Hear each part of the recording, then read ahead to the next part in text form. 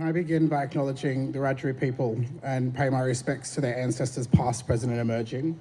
I, as a Wiradjuri person, it feels so good to be back on my own country. And I want to thank Stuart and Annette for their invitation to speak to you all tonight. When thinking about setting the tone for this keynote, I was reminded of the expectations that were given to me by the queer Indigenous people who ultimately formed my doctoral thesis.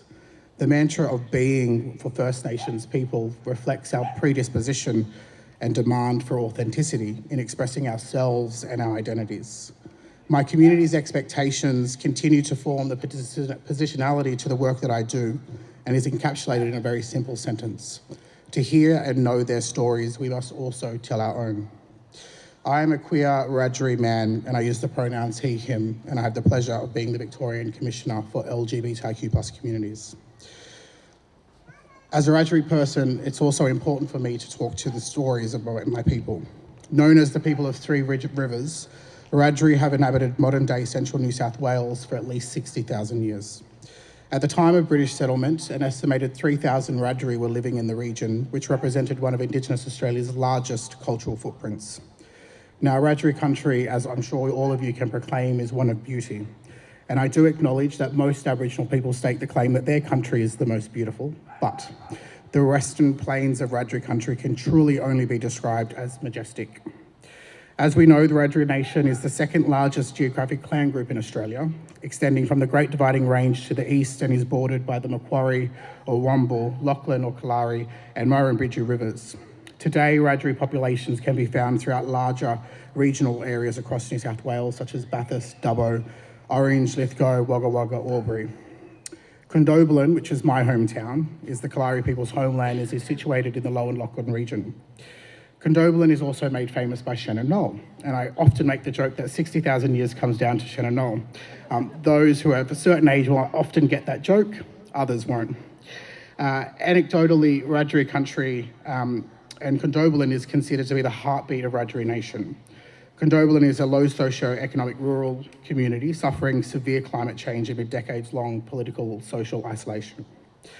And I want to tell the story about my connection to Wiradjuri country and my connections through my family. My mother, Georgina Chatfield, was adopted by her mother out of fear of being taken by the state. My grandmother, June Chatfield, was removed from her country. Her mother, my great-grandmother, survived the Frontier War but endured severe harm at the hands of white men in the building of the new colony. Her mother, my great-great-grandmother, witnessed invasion and deeply felt the initial wave of conflict that came with it. My father, Kevin Fernando, spent most of his life in jail. He was stolen as a child and spent his teenage years in Kinchela Aboriginal Boys' Home, which we now know has devastated an entire generation of Aboriginal people, particularly Aboriginal men. His father, my great-grandfather, endured most of his life on the cotton farms of northern New South Wales and continues to be involved in the cotton industry to this day. His father, my great-grandfather, was an indentured slave to that cotton industry. And his father, my great-great-grandfather, was killed during the Frontier War. The generational impact of colonisation and imperialism saw my parents, their parents and their parents being raised in constant survival mode, which includes bouts of family violence and the traumas that often come with such a life. But despite this, my mother translated the gift of love to me and my siblings. This taught me that the women in my life consistently held it together while everything around them, including the system, failed them.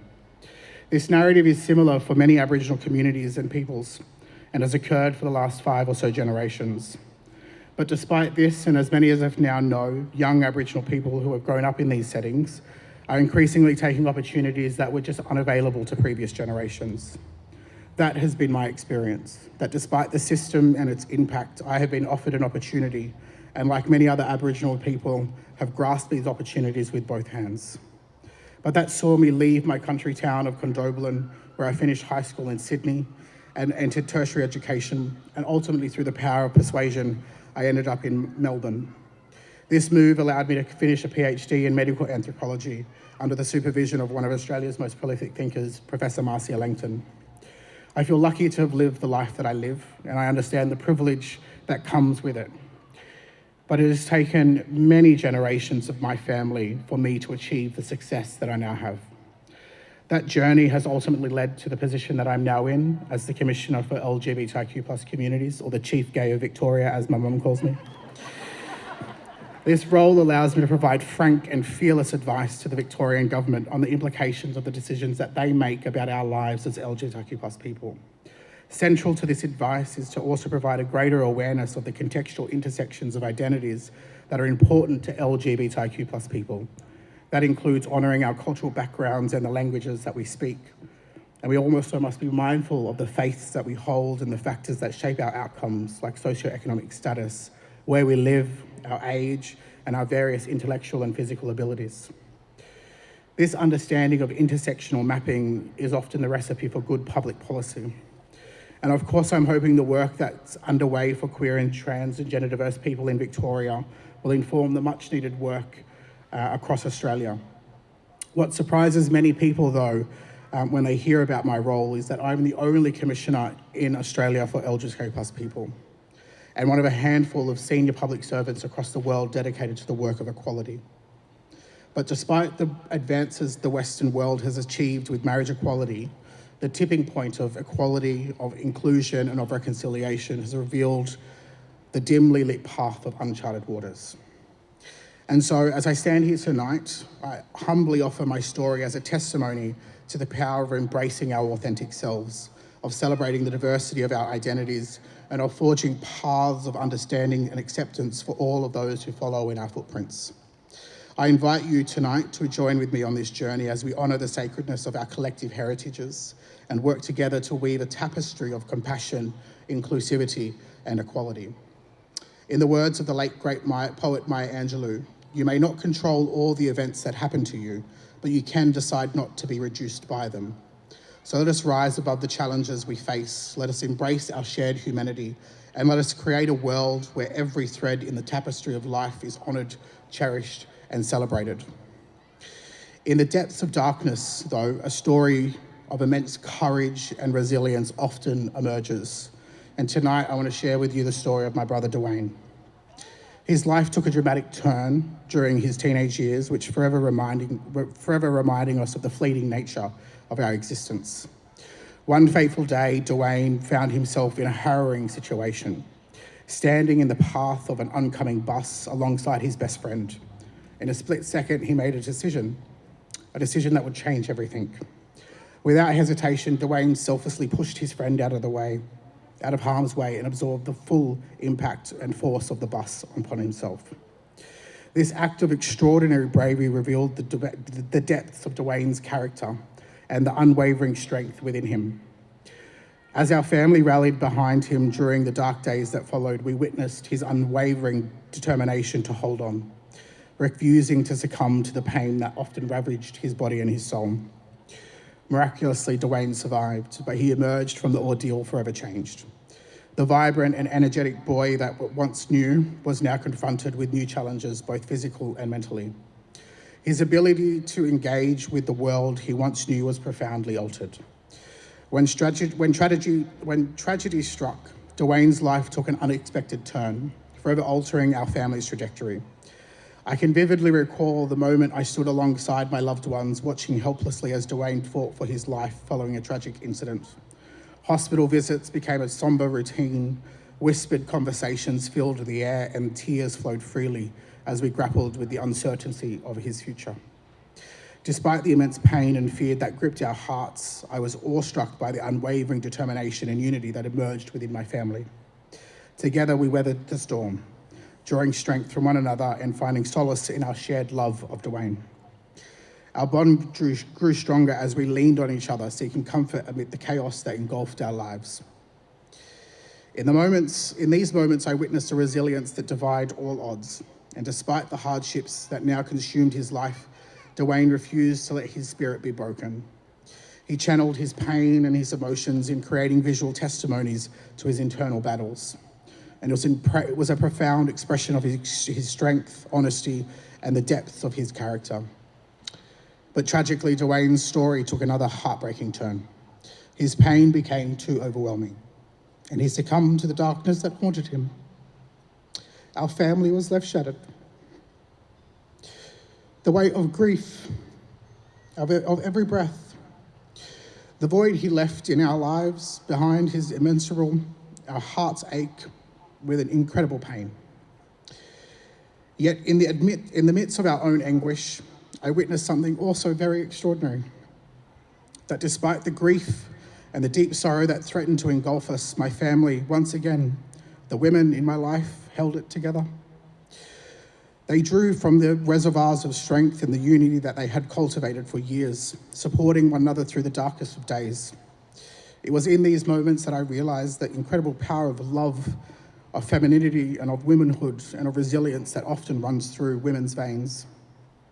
The journey we have walked since then has not been easy, and we carry Dwayne's memory in our hearts, forever honouring his life, his courage, and the selflessness he's embodied. We have chosen to forge ahead, not only for ourselves, but also for those who find themselves lost and struggling. It is a testament to the indomitable spirit of our family as we strive to create a world where no one feels alone in their battles with mental health. As I stand before you tonight recounting the deeply personal experiences, I'm reminded of the strength that lies within each and every one of us. We have the power to hold each other up, to lend a helping hand, and to embrace compassion in the face of adversity. Let us remember that while suicide may cast its dark shadow on all of us, we can reshape the system's response. We can demand a better system that acknowledges the unique struggles faced by intersectional communities and provide the inclusive support that our communities so desperately need. In the shadows, a silent demon lurks, its presence felt across our societies. Suicide knows no boundaries of age, race, gender, or socioeconomic status. It creeps into the lives of individuals, tearing families apart and leaving communities shattered. Yet, as this insidious enemy strikes, our system of response often fails to acknowledge the unique experiences and struggles faced by our intersectional loved ones. The crisis looms largest for those who bear the weight of societal's biases and structural disadvantages. The LGBTIQ community, Aboriginal and Torres Strait Islander peoples, those living with disabilities, people of colour, those living in regional rural areas, and those grappling with socioeconomic hardships, who often find themselves at the crossroads of compounded challenges. Their voices are often silenced, their needs are often overlooked, and it's unfortunate that their battles are often misunderstood. To truly address the crisis, I believe we need a radical shift in our approach. We must challenge the status quo and embrace a more inclusive and sensitive paradigm. We cannot settle for one-size-fits-all solutions when the faces of those who are suffering are diverse and multifaceted. It is time to reimagine, ensuring that our responses can be culturally safe, intersectionally informed, and accessible to all who need them. Together we must stand firm, united in our declaration of no more. No more discrimination, no more ignorance, no more silence. We must dismantle the barriers that perpetuate exclusion and insensitivity, building bridges of empathy, understanding, and support. Our fight against suicide and our struggle for better mental health practices is a testament to all of our resilience. It is an opportunity to transform our growth and our profound understanding of the impact that suicide has upon us all. The crisis calls upon us to rise above complacency and to confront the flaws in our system head-on. We carry a collective responsibility to ensure that our system evolves, responding better to the complexity of suicide. Every life lost to this silent demon is a call to action. We must listen, learn, and adapt. We must create a future where every individual feels seen, heard, and valued. Let us remember that while suicide does not discriminate, the way our system responds to it does. But we refuse to accept this as our reality, and we stand shoulder to shoulder, community to community, individual to individual, determined to change it. Together we can forge a future where compassion, inclusivity, and genuine care can prevail. I want to thank you tonight for joining me in this movement. Together, let's pave a world where the shadows of suicide can be banished, replaced by a radiant light of hope and healing. In closing, I really do want to thank and do a shout out to Annette and Stuart for their continuing support of a community who so often need it. Thank you.